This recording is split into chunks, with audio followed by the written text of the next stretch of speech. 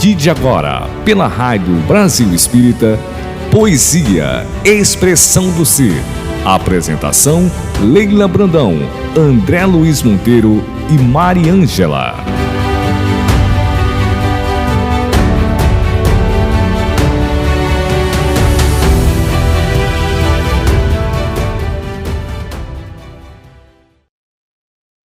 Olá, queridos amigos da Rádio e TV Brasil Espírita de Alagoas.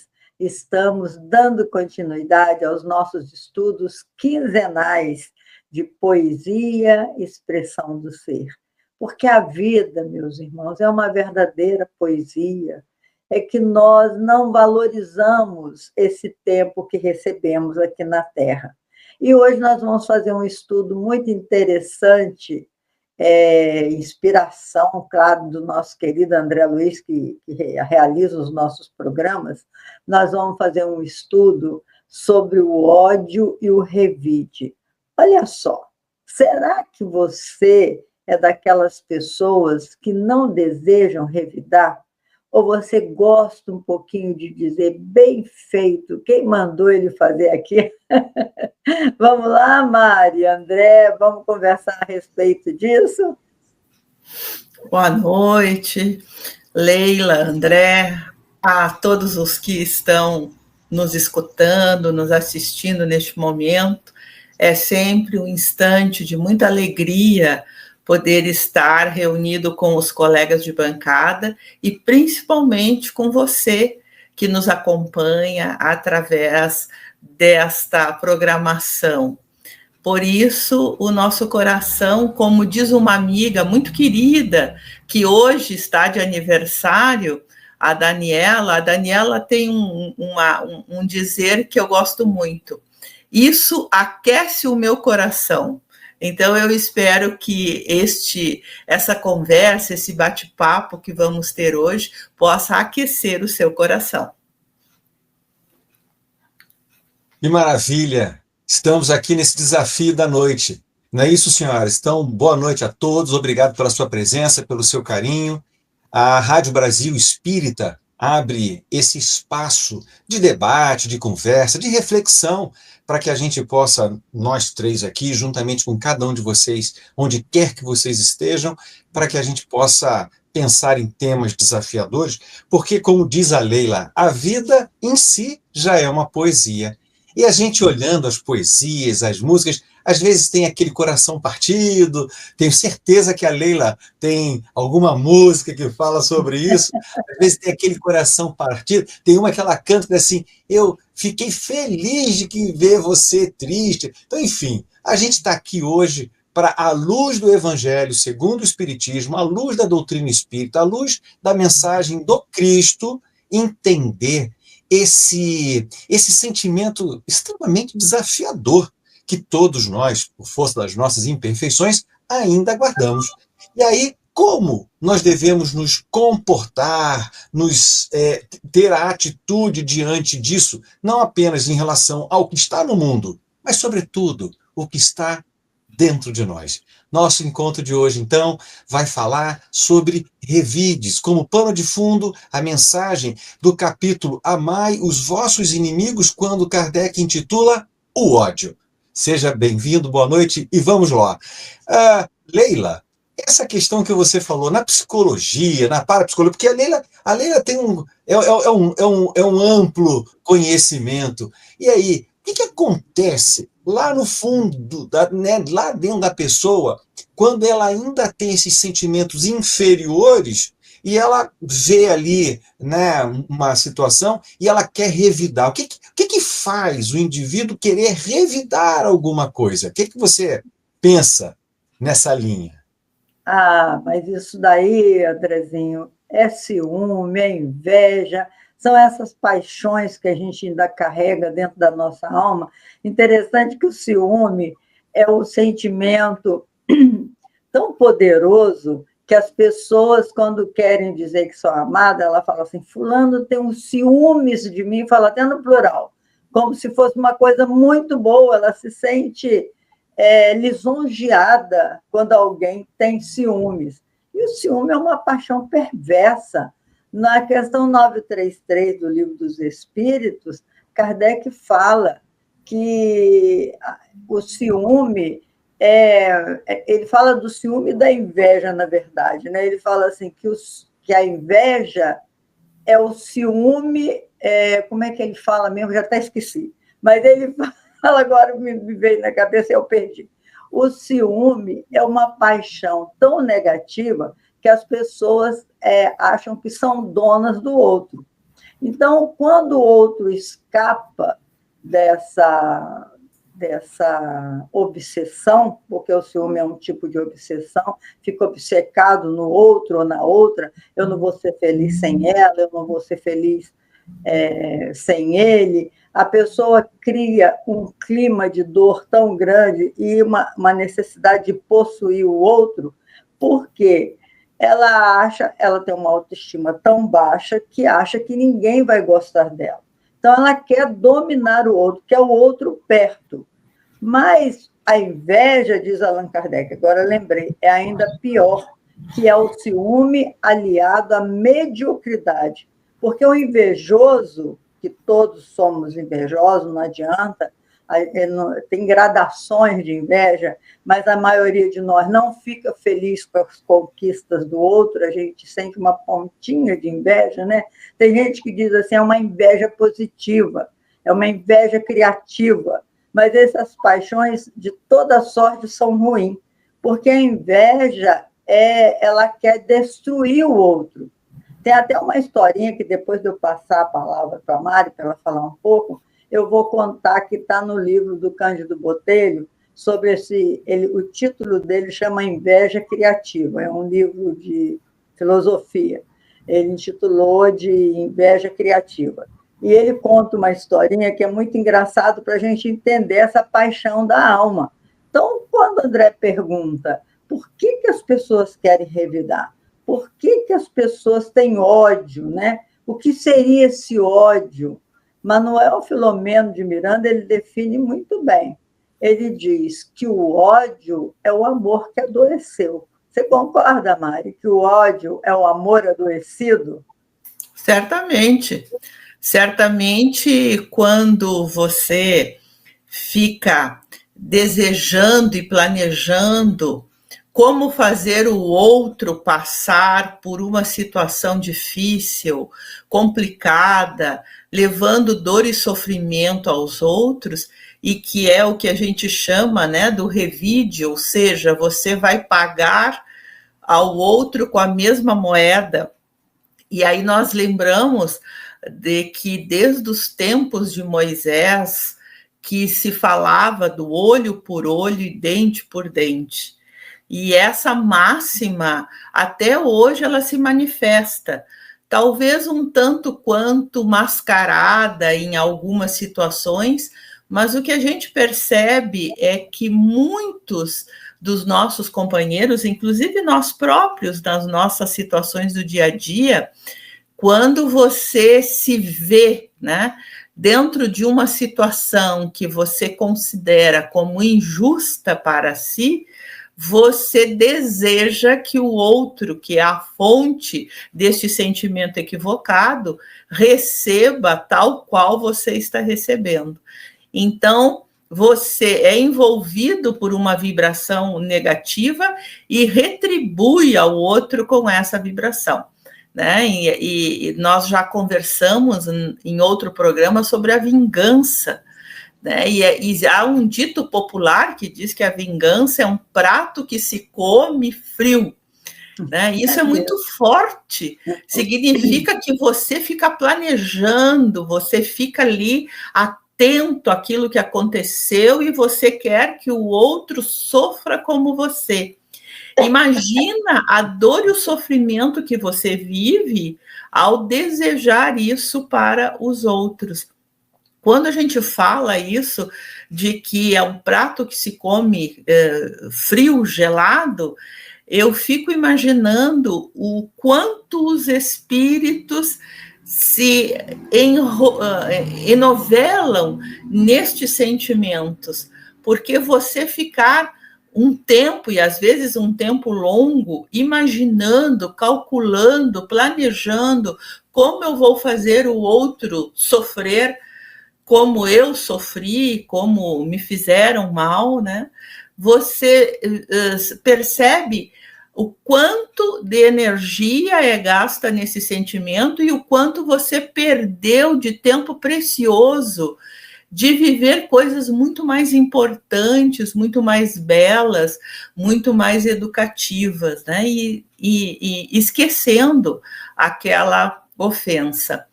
Então, nós temos que pensar bem, vale a pena eu ficar remoendo esse acontecimento, repassando novamente?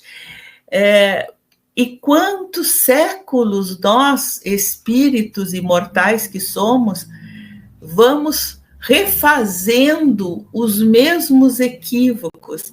Então, você não tem só esse revide de agora, deste momento, desta existência, mas quantos de nós trazem de vidas anteriores, e às vezes mais de uma, este sentimento carregando dentro de si?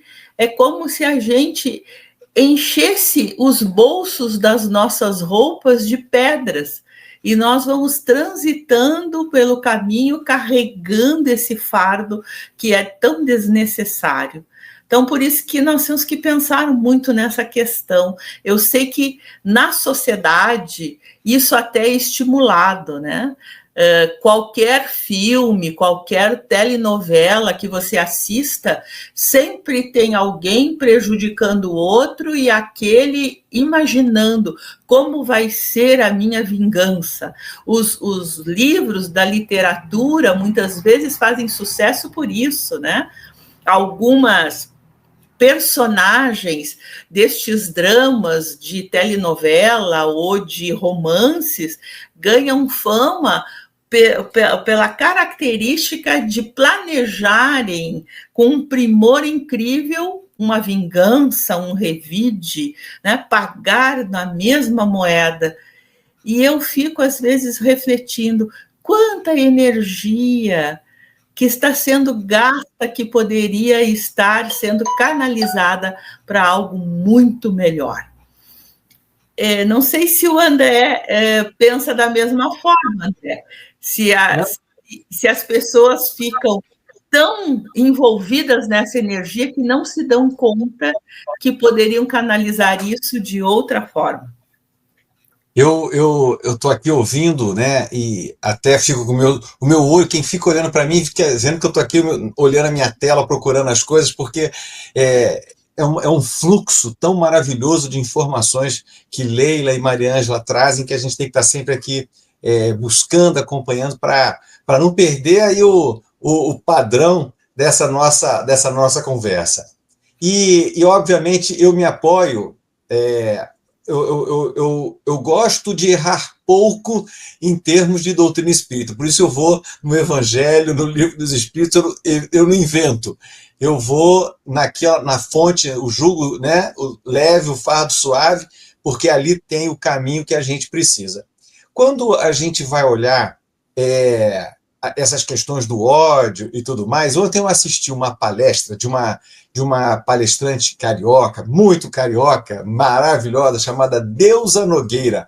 Quem tiver oportunidade, procura as palestras da Deusa Nogueira em várias casas espíritas, no YouTube, bota lá Deusa Nogueira Espírita, vai aparecer uma imensidão de palestras, assim, e cada uma delas é realmente sensacional. É espírita desde a infância, e passou por situações incríveis, e ela ontem fez alguns comentários que são sempre relembrar coisas maravilhosas da nossa vida. E ela diz o seguinte: olha, todos nós temos um anjo da guarda. Até aquele que você pensou que não é uma pessoa legal, ele tem um anjo da guarda. Até aquela pessoa que você não gosta, até aquela pessoa que você tem sentimentos infelizes, ela também tem um anjo da guarda. Todos temos. Então, somos todos filhos do mesmo Pai. O que acaba acontecendo no meio do caminho? Porque somos iguais na criação. simples e ignorantes. Seremos iguais na perfeição, comungando o pensamento divino. O que acontece no meio do caminho? Ó, tá eu aqui, ó. No meio do caminho tô eu. Entre esse ponto e esse ponto, tá a gente aqui, ó, batendo cabeça. A gente brigando uns com os outros. Princípios inteligentes que deveriam utilizar a inteligência resvalam pela doença do sentimento e começam a se agredir. Fazem com que o sentimento do amor adoeça. Frase trazida. O ódio, que se pensa ser a antítese do amor, é tão somente o próprio amor que adoeceu gravemente. Então, essa é uma expressão que a gente tem que entender com com muito cuidado. A gente tem que ter essa coragem que Kardec teve de fazer um capítulo de dizer: amai os vossos inimigos, oriundo do Cristo. Kardec simplesmente deu continuação naquilo que Jesus trouxe dentro do seu evangelho. Amai os vossos inimigos. Dentro do capítulo de Kardec, eu estava aqui olhando, ele começa a retribuir o mal com o bem. Ora, é exatamente o inverso do revide. O retribuir o mal com o bem é o inverso. Por quê? Porque revidar é retribuir o mal com o mal. E às vezes, voltando às paixões que a Leila falou, a gente chega a ser capaz de retribuir o bem com o mal. É uma doença mais grave ainda. Ou seja, às vezes aquela pessoa já se arrependeu do que fez, já pediu perdão, mas a gente continua ali martelando. Tá? A gente passa na nossa doença, no nosso desequilíbrio, a nossa inferioridade e imperfeição, a gente passa a retribuir o bem que ele já está fazendo para nós, com ainda a dureza do coração, com a maldade. Então vejam, meus queridos, nós estamos num momento da evolução humana em que a lógica minimamente aliada aos sentimentos mais simples, já nos mostram que o ódio, o revide, são coisas do passado, de um passado de inferioridades. Nós somos constantemente convidados pelo Espiritismo, pelas doutrinas do mundo inteiro, ao amor. E esse amor não é algo platônico, não é algo teórico, não, é algo da realidade. Então é óbvio que você, tendo uma situação de desajuste, não vai ter aquela afeição que você tem com uma pessoa muito querida. Mas é orar pelos que vos perseguem e caluniam. Orar. Então são passos que nós vamos construindo no nosso comportamento, na nossa mente, que supera tudo. Aí, para eu passar a palavra para a nossa querida Leila, nós vamos encontrar Emmanuel fazendo um belíssimo comentário na página intitulada Revides, acerca de uma passagem da primeira epístola aos Coríntios, epístola de Paulo, no versículo 6 ao 7, capítulo 6, versículo 7, que ele diz o seguinte: na verdade, é já realmente uma falta entre vós terdes demandas contra os outros, uns contra os outros. Ou seja, ele antes de analisar a demanda, presta atenção, hein? Antes de analisar o mérito, ele era um jurista. Paulo, ele era um doutor da lei, ele era, como se fosse hoje, um procurador da justiça em nome de Deus, na justiça, na religião judaica. Então, ele diz, Convertido de Saulo a Paulo, a lógica permanece e ela é mais ampliada, mas o motivo do amor é novo, é o amor de Jesus. Então ele está dizendo assim, olha, realmente uma falta entre vós terdes, já é uma falta. Ter briga, ter reclamação. Ah, mas você nem ouviu qual é a reclamação. Não, só de ter reclamação já é uma falta. Eu nem vou ouvir a falta. Só de ter reclamação já é uma falta. E olha só, antes mesmo de eu ouvir qual é o imbróglio, pensa se desse imbróglio não vai vir uma injustiça contra você. Pensa se desta confusão não vai retornar um dano contra você.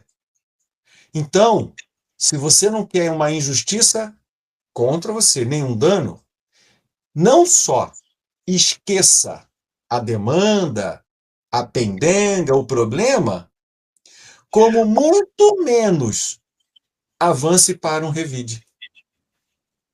Olha, nem sei qual é o mérito, mas a lógica já me mostra que não vale a pena. É verdade. É sensacional. Esse Paulo Paulo que está há 2000 anos atrás, está há 1000 anos, muitos anos à nossa frente. É porque é uma falta de inteligência, né, Andrezinho? A gente é um ser inteligente. A gente sabe que quando você joga uma pedra em alguém, você é o primeiro a sujar a sua mão e pegar uma pedra que vai prejudicar alguém, né?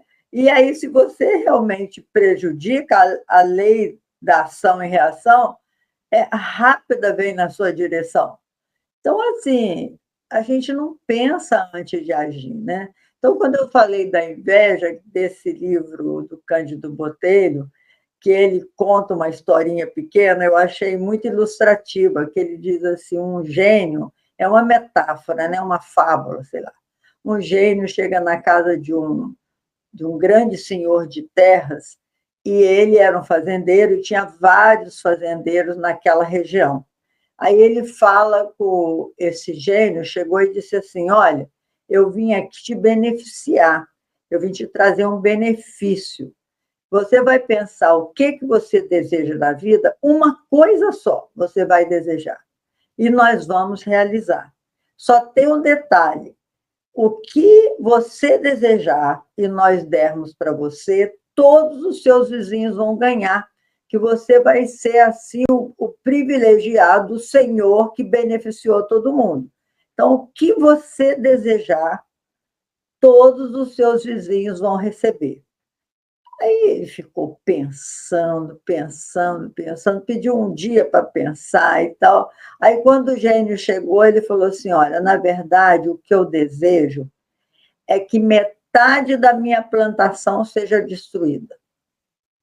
Ah, não, é que os vizinhos vão ganhar o dobro. É assim, o que você ganhar, os vizinhos vão ganhar o dobro. Aí ele falou, bom, então eu desejo que metade da minha plantação seja destruída. Ou seja, os vizinhos todos iriam ter a plantação toda destruída, porque os vizinhos iam ganhar o dobro. Então, o Botelho, ele fala assim, a inveja é isso. Você, às vezes, tem tudo que o outro tem, mas você acha o do outro melhor, por uma deficiência do caráter do invejoso. Então, você quer perseguir o outro para ele ser menor do que você. Então, se alguém fala assim, eu comprei um carro novo sem assado, o meu já está antigo, então eu quero melhor do que ele. A gente está sempre desejando o invejoso, né? E aí você pergunta assim, mas nem todo mundo é invejoso.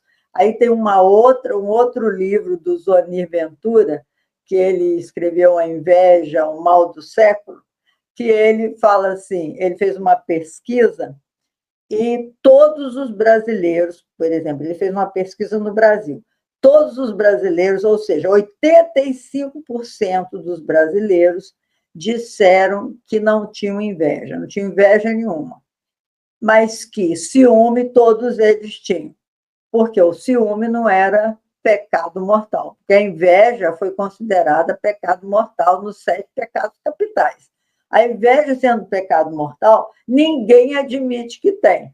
Mas quando você aponta um defeito no outro, segundo o Zoni Ventura, isso é um sintoma de inveja. Se você só está enxergando defeito no outro, é porque você quer ser melhor do que ele.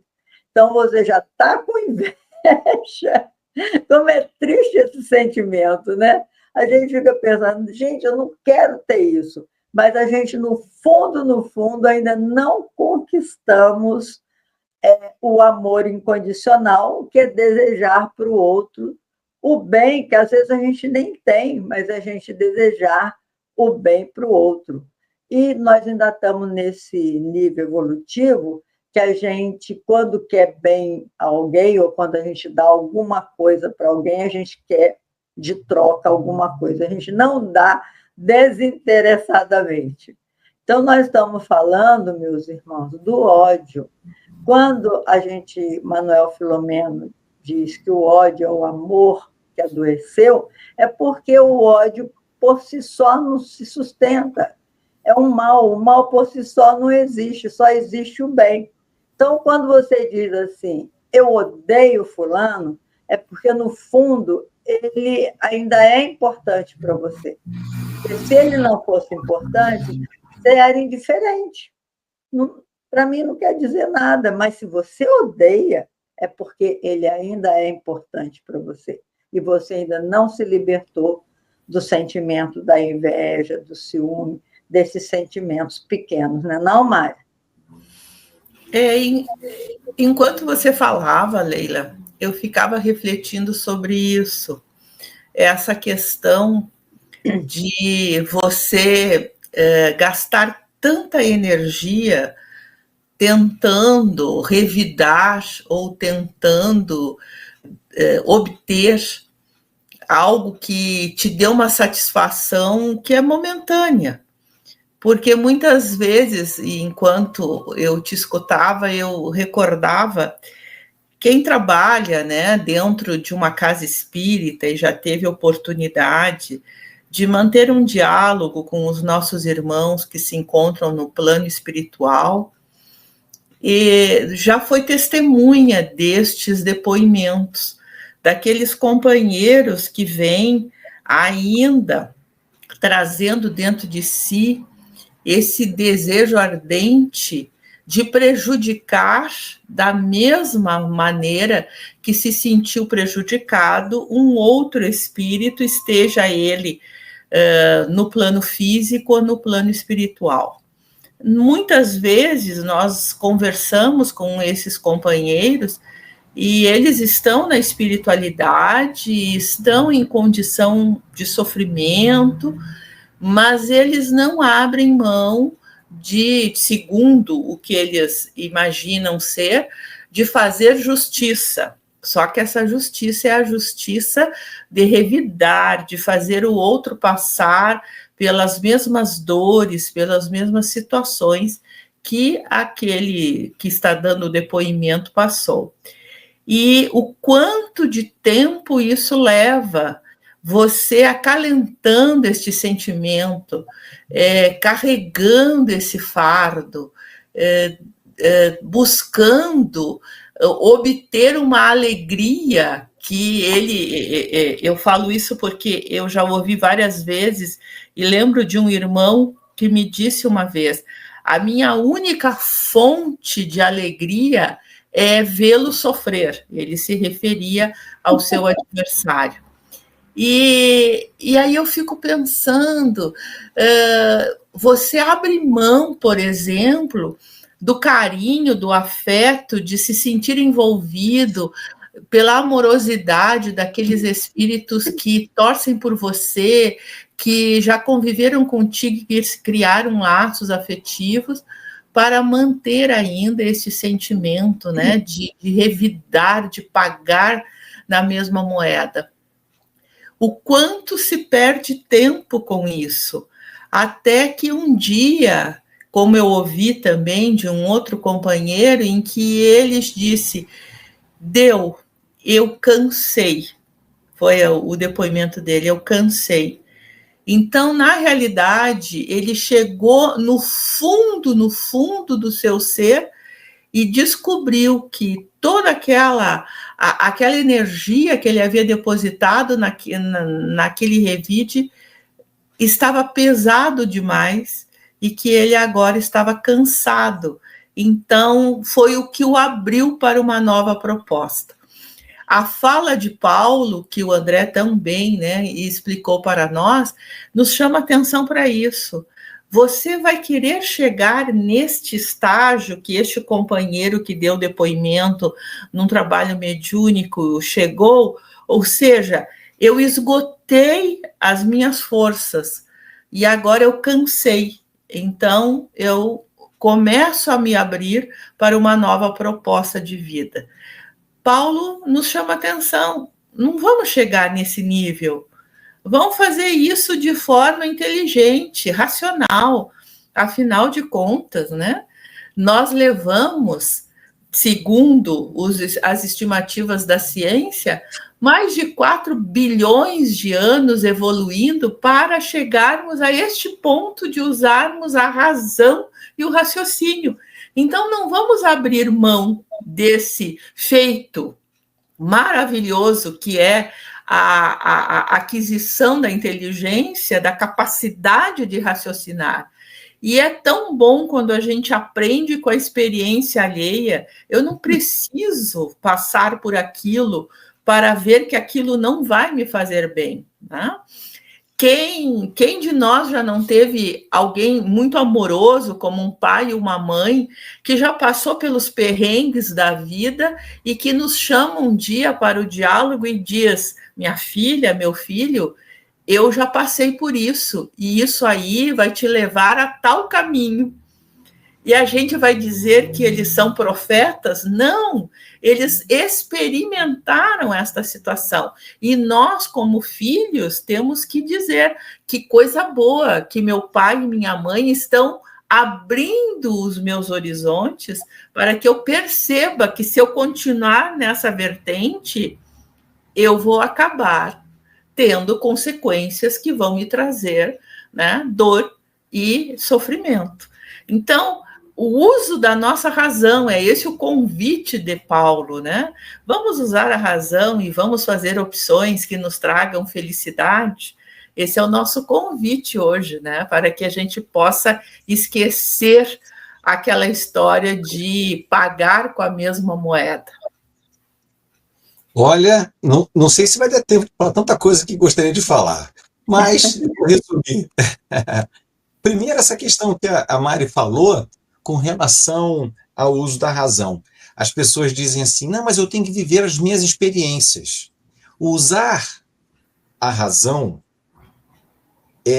tem grande mérito quando você tira das suas próprias experiências o aprendizado. Mas é um uso melhor ainda da razão, é a razão sobre a razão, quando você tira um aprendizado do aprendizado dos outros. A gente não precisa cometer todos os erros para aprender.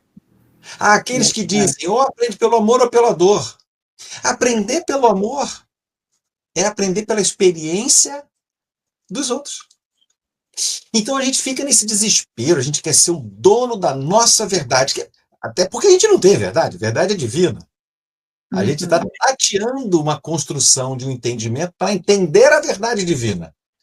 Então, muita calma, porque, de fato, uma das coisas mais importantes desse nosso encontro é dizer o seguinte: chegou-se à conclusão plena de que o revídio, a resposta do ódio, com certeza é a pior.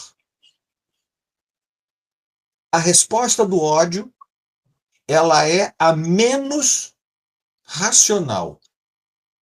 E aí vem um outro detalhe. São os caminhos. Esses caminhos precisam ser bem analisados. Eu vou usar aqui, obviamente, o ensino do Cristo. Nessa semana eu estava lendo o livro Boa Nova, de Humberto de Campos, e lá no finalzinho tem O Bom Ladrão. A história gira em torno de Jesus explicando para os discípulos que o nascimento, o surgimento da fé, do entendimento no coração das pessoas. E aí Tomé fica com aquilo na cabeça. Quando ele vê Jesus na cruz, ele olha ao redor e pergunta: onde estão os leprosos que Jesus curou?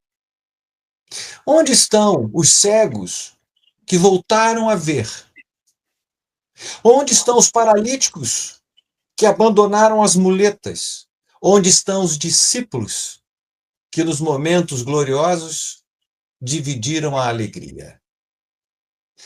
Eu olhava para o Cristo na expectativa de que tamanho poder pudesse com um raio fulminar os seus inimigos. Dali do alto da cruz, quando todos os nossos olhares viam o maior suplício,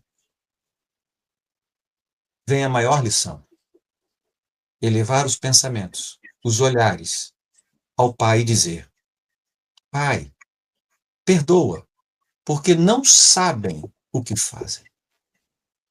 São ignorantes do desconhecimento. Deus já havia perdoado, mas Jesus suplica ao Pai não as forças para que ele pudesse sobrepujar sobre os demais, porque ele já tinha vencido. Perdoa, porque não sabem o que fazem. E mais do que isso, esse perdão não era um perdão teórico, não era um perdão palavrório, era um perdão de ação. Porque o perdão do Pai veio no momento em que permitiu que Jesus reaparecesse, mostrasse que a vida vence a morte, e ele continuou mais tempo, como continua até hoje, perdoando porque a gente não sabe o que faz. Ele continua olhando e pedindo perdão, porque a gente tem na ignorância. E mais do que isso, ele continua trabalhando contra o ódio que surge nos corações desavisados. Ele já saiu da cruz. Ele está na nossa vida. Ele está ensinando a cada um de nós para que isso vire uma realidade. Então, Jesus amou cada um deles. Só para a gente, meu horário está avançado, só para a gente lembrar. Aquele soldado que com a lança feriu as costelas de Jesus para ver se ele estava vivo, ou para terminar, vamos dizer, qualquer sofrimento, chamava-se Longinos. Mais à frente, esse espírito passou por uma série de provações que ele próprio pediu. Deu origem até ao nome de São Longuinho, que a gente acha que é quando se perde alguma coisa, a gente está perdendo a memória. Esse Longinos é tão somente para cada um de nós brasileiros uma das personagens mais importantes da nossa história. Foi o grande imperador Dom Pedro II, que continuou lutando e recebeu do Cristo um chamado para construir no coração do mundo, pátria do Evangelho, está lá no livro, a união dos sentimentos de toda uma nação para deixá-la preparada a receber mais profundamente os valores do Cristo. Alguém aqui está preocupado ainda com ódio? Revide? Jesus não revidou. Amparou, transformou a criatura no âmago da sua inteligência e do seu coração. Não deixou ninguém para trás, nem aquele que o feriu com a lança, porque naquele momento ele não sabia o que fazia, mas aprendeu e recebeu missões sagradas e sublimes do Cristo. e revide que nada, e ódio que nada. A vida é amor. Nós estamos na construção do amor.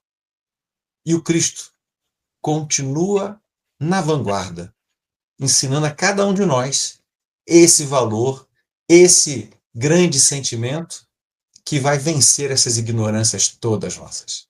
Das minhas palavras, só quero dizer muito obrigado. Obrigado ao Evangelho, obrigado ao Cristo. Obrigado, Mariângela, obrigado, Leila. Uma boa noite a todos. Mas elas vão se despedir ainda carinhosamente, mas, nossa, que encontro. Um beijo. Que bom, né? Eu vou lembrar só uma frase do rei Salomão. Ele falava que o segredo da felicidade é compreender a justiça divina. Que se você não compreender a justiça divina, você não tem chance de ser feliz. E a chave, meus irmãos, da gente compreender a justiça divina é a reencarnação. Até o nosso próximo encontro, se Deus quiser. Fica então a mensagem para que todos nós possamos transformar a nós e a humanidade neste reino que a gente tanto espera. Muitas pessoas imaginam que este reino seja um reino físico, e ele não é. Ele é um reino íntimo. Nós temos que construir o reino de Deus dentro de nós. Assim, aprendemos com Jesus, que possamos levá-lo sempre na nossa lembrança, em cada situação, e agirmos como Jesus agia.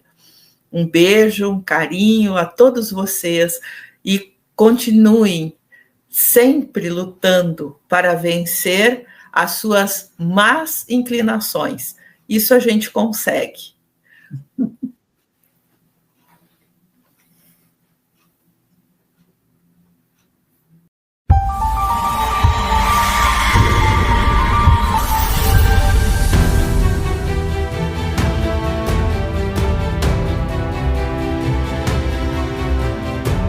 Você acabou de ouvir Poesia, Expressão do Ser. Mais um programa oficial da RBE.